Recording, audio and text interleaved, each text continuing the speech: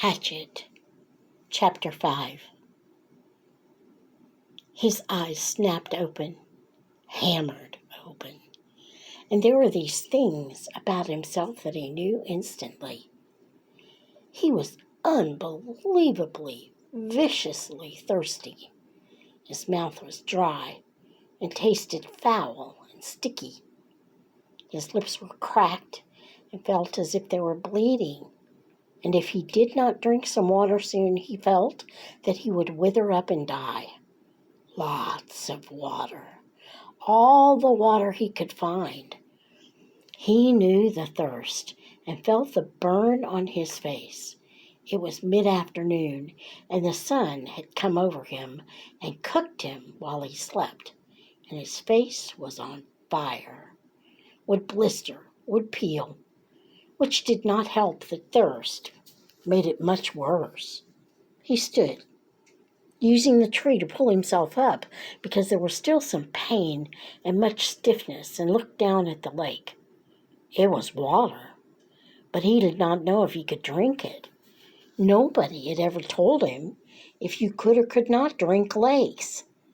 There was also the thought of the pilot, down in the blue with the plane, strapped in, the body. Awful, he thought, but the lake was blue and wet-looking. His mouth and his throat raged with thirst, and he did not know where there might be another form of water he could drink. Besides, he had probably swallowed a ton of it while he was swimming out of the plane and getting to shore. In the movies, they always showed the hero finding a clear spring with pure sweet water to drink. But in the movies, they didn't have plane wrecks and swollen foreheads and aching bodies and thirst that tore at the hero until he couldn't think. Brian took small steps down the bank to the lake. Along the edge there were thick grasses, and the water looked a little murky, and there were small things swimming in the water, small bugs. But there was a log extending about 20 feet out into the water of the lake. A beaver, dropped from some time before, with old limbs sticking up, almost like handles.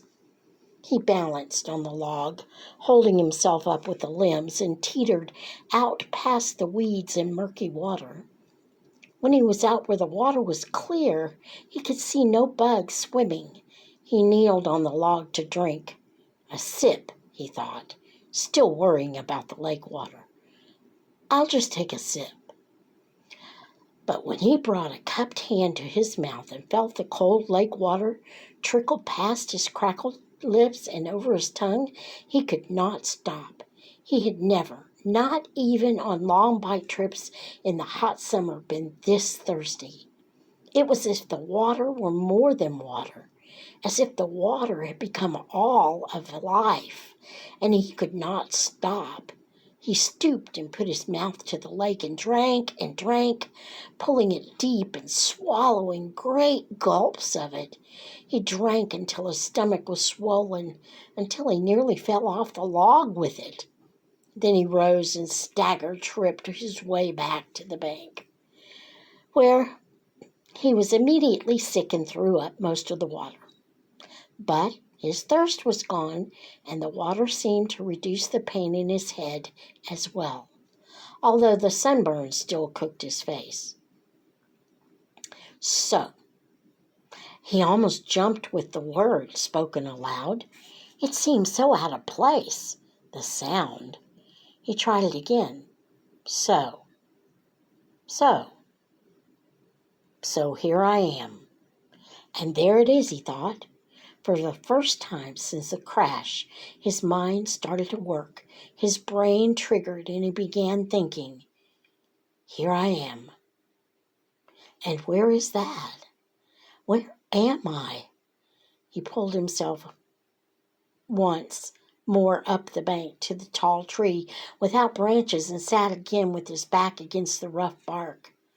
It was hot now, but the sun was high and to his rear, and he sat in the shade of the tree in relative comfort. There were things to sort out.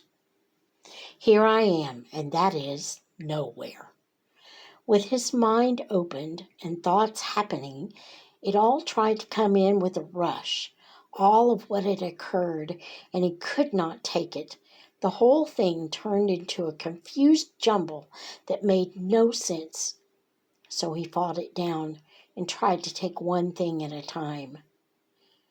He had been flying north to visit his father for a couple of months in the summer, and the pilot had had a heart attack and had died, and the plane had crashed somewhere in the Canadian North Woods, but he didn't know how far they had flown or in what direction or where he was. Slow down, he thought. Slow down more. My name is Brian Robeson, and I'm 13 years old, and I am alone in the North Woods of Canada. All right, he thought. That's simple enough.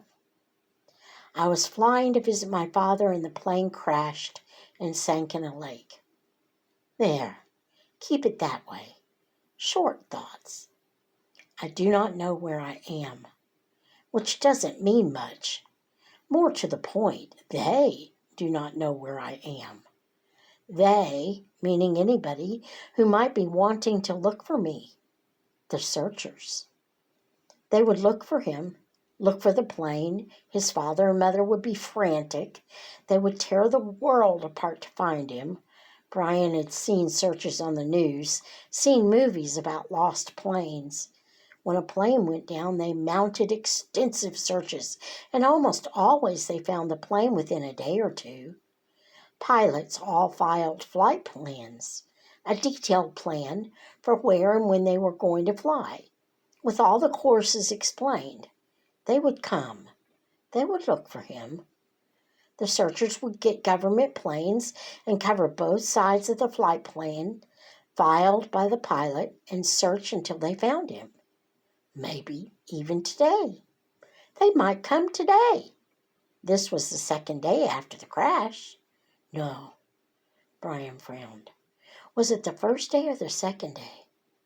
They had gone down in the afternoon and he had spent the whole night out cold. So this was the first real day. But they could still come today.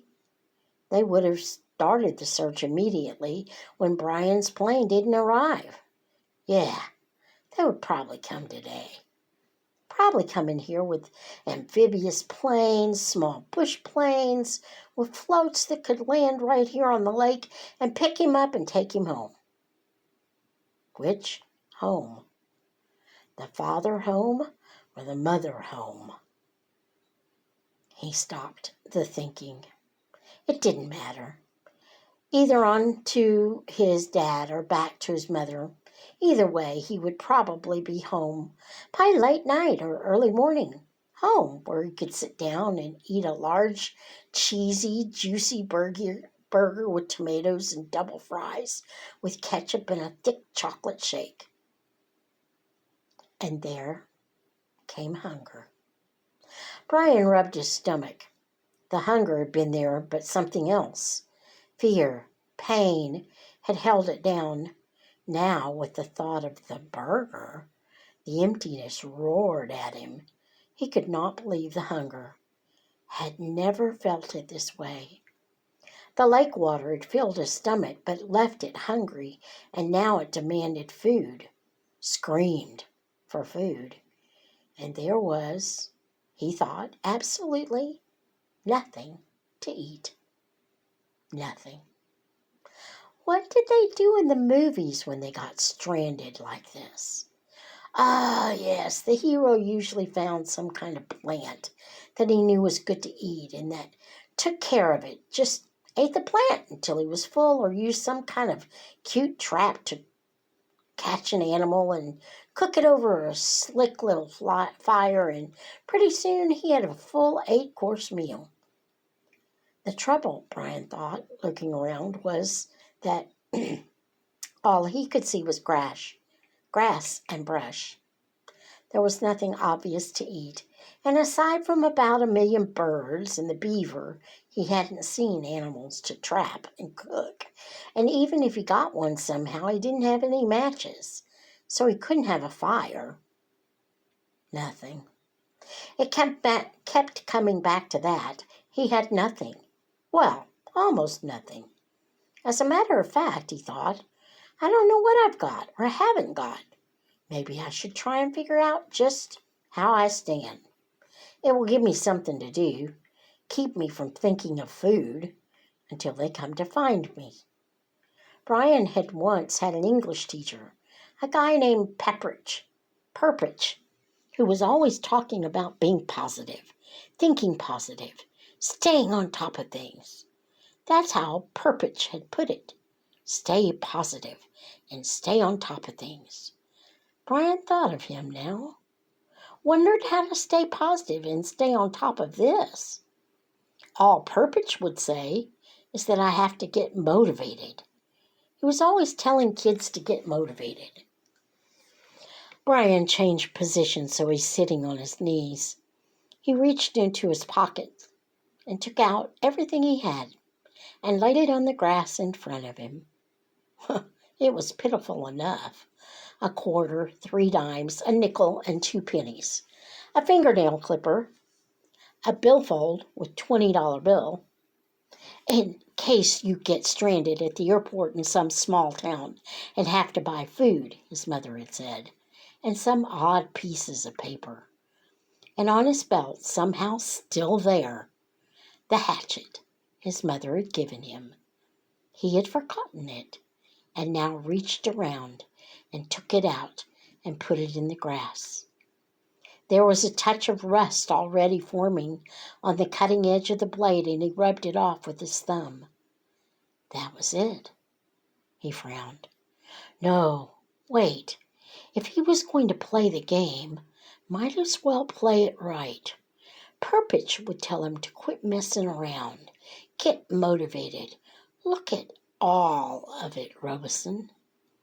He had on a pair of good tennis shoes, now almost dry, and socks, and jeans and underwear, and a thin leather belt, and a T-shirt with a windbreaker, so torn it hung on him in tatters, and a watch. He had a digital watch, still on his wrist, but it was broken from the crash. The little screen blank, and he took it off and almost threw it away, but stopped the hand motion and lay the watch in the grass with the rest of it. There, that was it. No, wait, one other thing. Those were all the things he had, but he also had himself. Purpich used to drum that into them. You are your most valuable asset. Don't forget that. You are the best thing you have. Brian looked around again. I wish you were here, Purpich. I'm hungry, and I'd trade everything I have for a hamburger. I'm hungry. He said it aloud, in normal tones at first, then louder and louder until he was yelling it. I'm hungry, I'm hungry, I'm hungry. When he stopped, there was sudden silence, not just from him, but the clicks and blurps and bird sounds of the forest as well. The noise of his voice had startled everything, and it was quiet. He looked around, listened with his mouth open, and realized that in all his life he had never heard silence before. Complete silence. There had always been some sound, some kind of sound. It lasted only a few seconds, but it was so intense that it seemed to become part of him. Nothing. There was no sound. Then the bird started again, and some kind of buzzing insect, and then a chattering and a cawing, and soon there was the same background of noise, which left him still hungry. Of course, he thought, putting the coins and the rest back in his pockets and the hatchet in his belt. Of course, they come tonight, or even if they take as long as tomorrow. The hunger's no big thing. People have gone for many days without food as long as they've got water. Even if they don't come until late tomorrow, I'll be all right. Lose a little weight, maybe, but the first hamburger and a malt and fries will bring it right back. A mental picture of a hamburger, the way they showed it in the television commercials, thundered into his thoughts. Rich colors, the meat juicy and hot. He pushed the picture away. So even if they didn't find him until tomorrow, he thought, he would be all right. He had plenty of water, although he wasn't sure if it was good and clean or not. He sat again by the tree, his back against it. There was a thing bothering him. He wasn't quite sure what it was, but it kept chewing at the edge of his thoughts. Something about the plane and the pilot that would change things. Ah, there it was. The moment when the pilot had his heart attack, his right foot had jerked down on the rudder pedal and the plane had slewed sideways. What did that mean? Why did that keep coming into his thinking that way, nudging and pushing him? It means, a voice in his thoughts said, that they might not be coming for you tonight, or even tomorrow.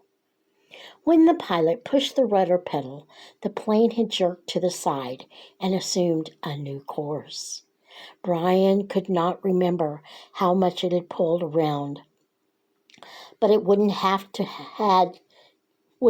had to be much, because after that, with the pilot dead, Brian had flown for hour after hour on the new course, well away from the flight plan the pilot had filed. Many hours, at maybe 160 miles an hour, even if it was only a little off course. With that speed and time, Brian might now be sitting several 100 miles off to the side of the recorded flight plan. And they would probably search most heavily at first along the flight plan course.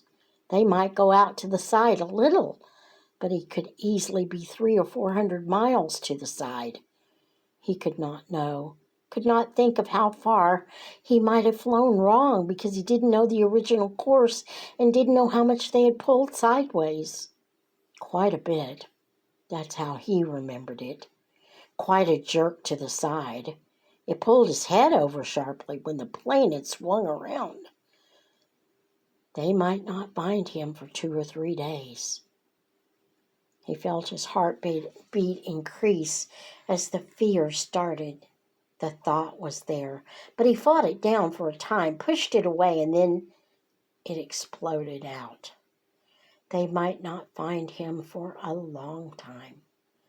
And the next thought was there as well, that they might never find him. But that was panic, and he fought it down and tried to stay positive. They searched hard when a plane went down. They used many men in planes, and they would go to the side.